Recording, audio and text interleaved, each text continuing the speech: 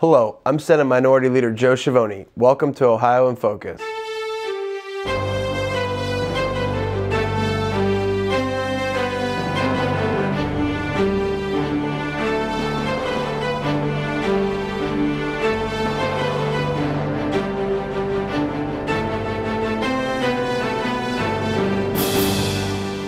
Welcome to Ohio in Focus, the program that brings state government to you.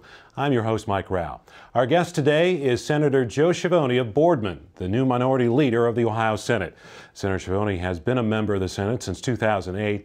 He represents the 33rd Senate District, which includes Youngstown and the Mahoning Valley. Senator, welcome back to the show. Yeah, thanks for having me. And congratulations on becoming the minority leader of the Ohio Senate. Well, I appreciate that, Mike. Thanks.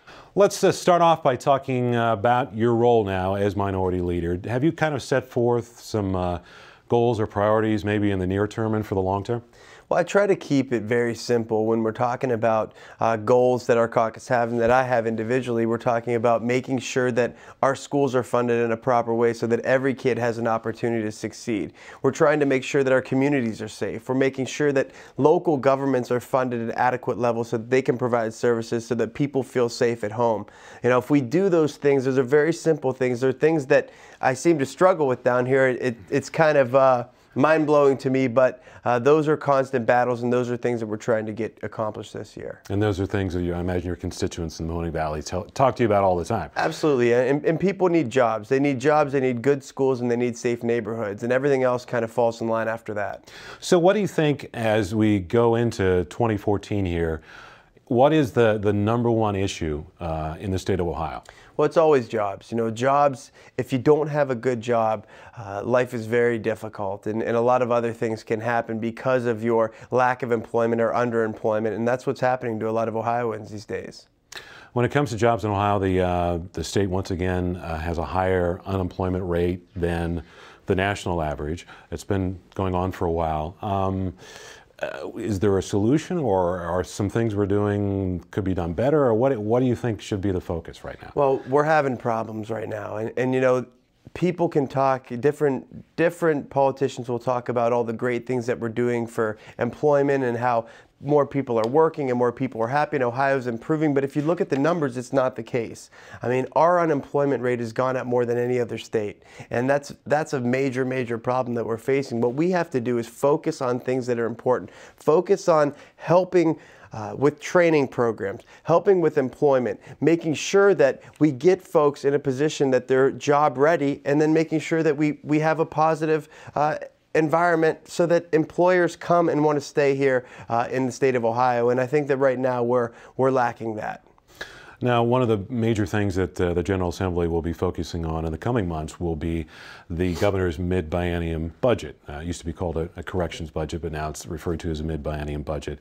What do you think should be into that? What would you like to see in that budget?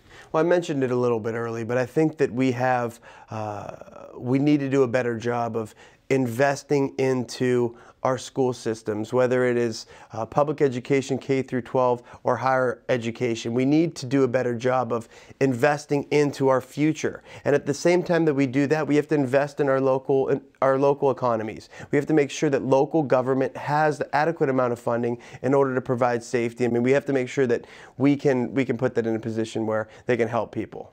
So along with the mid-biennium budget, another big thing coming up will be the actual capital budget. This will be, infrastructure. Do you have any things specific that you'd like to see, maybe on a local level, but also more broadly for the whole state?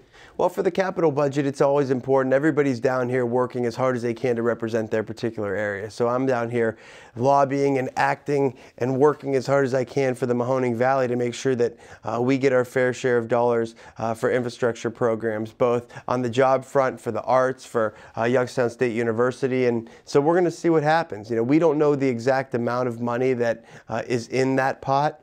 But I think that wherever it goes, I just hope that it's invested properly. And I hope that there's some return that we can see from the investment. You know, sometimes throwing money all across the state doesn't make sense. But when you invest properly and you invest in a way that makes sense, then the taxpayers understand that. And, folks don't mind investing into things that they can see returns in. And that's what we have to do with the capital budget.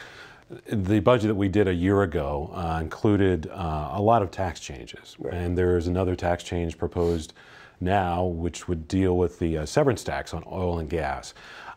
First of all, let's just go to the broader picture of the changes that were made in the biennial budget. Right. What do you think of those?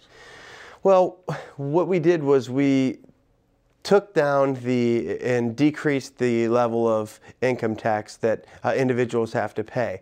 But we didn't do it in a way that, in my mind, is going to impact the everyday Ohioan. You know, folks at the top are going to receive a lot of dollars, and folks in the middle aren't going to receive very much. And if you're talking about making somebody pay $50 less in tax, they're not going to change the way that they live. They're not going to do any additional investments. And so when you hear those arguments, they don't fly. We also raised the sales tax. So we actually did an increase in tax in this budget, which, you know, that's every single person pays the same amount no matter how much you make. So those are issues that are problematic, as well as we took away the homestead exemption. So a lot of older Ohioans are going to struggle because they're now going to have additional cost, as well as made levies more expensive for people because we took away the state share. So it wasn't a tax giveaway budget by any stretch of that. And when you talk about the severance tax, this is something that we're going to debate. This is something that we're going to have serious talks about coming up. And my whole issue is, being from Northeast Ohio, the eastern portion of the state is where most of this oil and gas is being taken from the ground, and we need to make sure that we invest back into these particular areas. If they're talking about doing a bill that's going to take the oil and gas severance tax and give it back in another income tax cut, I think we're going to see very, very little positive impact on our communities. There's a proposal out there in the severance tax, but it seems like there's a lot of thought that that will change, maybe change a lot. Do you have a sense on what direction that might go? Well, I hope that it is an amount that, of course, oil and gas folks, they don't want a high severance tax. Nobody wants a high severance tax on business, and we don't want to put a high severance tax on them to where they're going to be strangled, or they're going to be pushed out, or they're going to feel like they can't make money. But I don't think that I think there is an area where we can find where it's a reasonable amount that would create an adequate amount of money that can be invested properly. Again, it's all about proper investment. And when you talk about oil and gas money, this should be invested back into the communities where it comes from, specifically in training. You know, we constantly, in my neck of the woods, you see that there's all these license plates from all over the country. Now that's good because they stay in hotels and they eat at the restaurants, they shop at the stores, but we want our residents to make careers out of oil and gas. And in order to do that, we have to train them properly. In our higher education schools, they have to be ready for that. And so we need to make that investment. Something I think I've heard you mention on the severance tax before is comparing Ohio to other states. Yeah, I mean, North Dakota has a 5%, Texas has 7.5%. Right now we're at 0. I mean, they do pay some taxes, but the severance tax is 0. So putting something that is close to what other oil producing states have, obviously people aren't running out of North Dakota, they're not running away from Texas, they're working there, they're making money. We need to do the same here in Ohio, but there's a fine line, and there's a very, it's a delicate balance. I just hope that we can find that this year. Now, before we go, I just want to ask you real quickly, you know, what other issues do you think might come up? You know, last year there were voting bills that came through. There may be more of those this year. Anything else you would let people know that might be coming down the road here in the Well, GA? I'm hoping that we stick to, when we talk about the capital budget, we talk about the mid-biennial budget review. I hope that we stick to budget issues, because oftentimes all kinds of crazy issues get thrown in there, and I hope that we don't do that. Now, we may see some gun bills. There was a gun bill, that stand your ground bill that we talked about last year, that might come back. There may also be some additional voting bills that are floating around, and I hope we don't have to deal with some of those issues when we're supposed to be dealing with the budget, because what happens is the time gets taken from what we're supposed to be doing, creating jobs, balancing budgets, making sure we're making investments, and we start talking about all these social issues that people, it's just not where it's supposed to be. And so I hope that we don't fall into that again this year. Okay. Well, Senator Schiavoni, thanks for coming by to talk to us. I'm sure we'll probably talk in the next couple of months as we go through 2014. Thanks, Mike. Thanks for having me. Sure. Well, you can keep up to date on Senator Schiavoni and the entire Ohio Senate Democratic Caucus on Facebook, Twitter, and at ohiosenate.gov. Thanks for watching Ohio in Focus.